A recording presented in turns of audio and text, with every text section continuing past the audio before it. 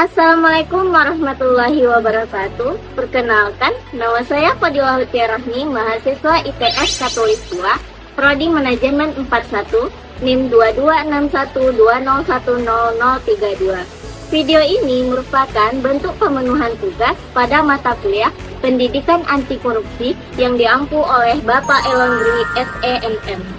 Pada kesempatan kali ini, saya akan memaparkan materi tentang anti korupsi. Pengertian korupsi.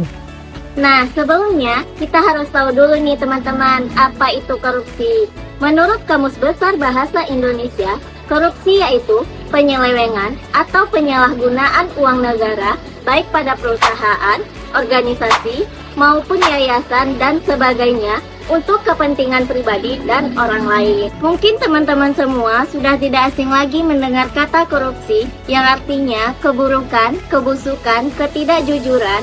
Intinya, arti dari kata korupsi ini tidak ada yang baik, teman-teman. Bentuk kegiatan korupsi. 1. Kerugian keuangan negara. Contoh, penyalahgunaan dana publik untuk kepentingan pribadi dan politik. 2. Suap menyuap. Contoh, memberi uang kepada petugas administrasi untuk mempercepat proses dokumen seperti membuat KTP.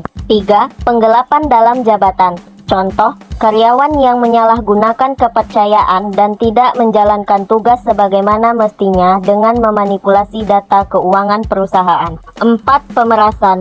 Contoh, seorang pejabat pajak yang mengancam untuk memberikan sanksi atau menunda proses perpajakan kepada sebuah perusahaan kecil kecuali mereka membayar sejumlah uang kepada pejabat tersebut. 5. Kecurangan. Contoh, orang berwenang memanipulasi data siswa dalam sistem universitas untuk memberikan keuntungan kepada calon penerima beasiswa lain yang sudah ditentukan. 6. Benturan kepentingan dalam pengadaan. Contoh, proyek infrastruktur yang direncanakan untuk memperbaiki jalan raya ternyata mengalami korupsi di tingkat kontraktor, sehingga akhirnya dana publik yang seharusnya digunakan untuk kepentingan masyarakat tidak berjalan dengan efek. 7. Gratifikasi. Contoh, guru yang menerima hadiah dari siswanya dengan alasan guru memberikan nilai yang bagus kepada siswa tersebut.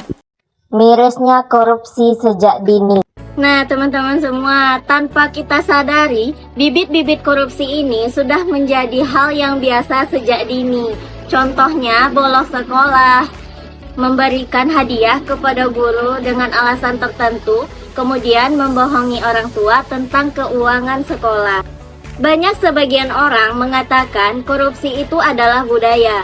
Mari kita ubah dari sekarang, korupsi itu bukan budaya, melainkan perbuatan keji.